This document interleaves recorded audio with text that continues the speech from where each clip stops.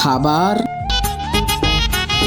জলপরা, এই মানুষ আমার ছেলেকে ছেড়ে দাও। না, ছাড়বো না, আমি এটাকে নিয়ে বাজারে অনেক দামে বিক্রি করে দেব। না, আমার ছেলেকে বাজারে বিক্রি করো না, তুমি যা চাবা তাই পাবা।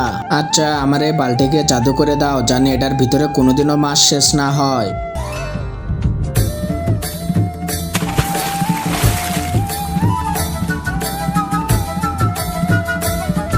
হে মানুষ, আমার ছেলেকে ছেড়ে দাও। ছাড়তে পারি, কিন্তু একটি শর্ত আছে, আমাকে অনেকগুলো টাকা দিতে হবে। ঠিক আছে, এই যে নাও। টাকা, এই যে নাও, তোমার ছেলেকে ছেড়ে দিলাম।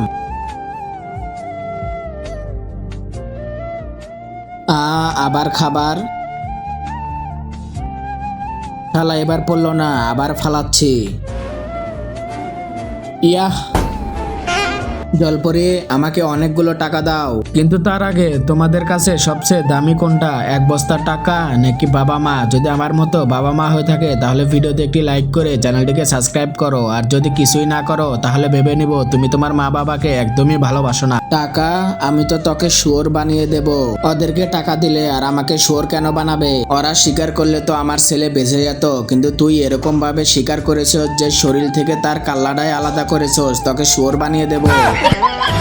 আরে জলপরা, আমাকে শুয়োর বানিও না।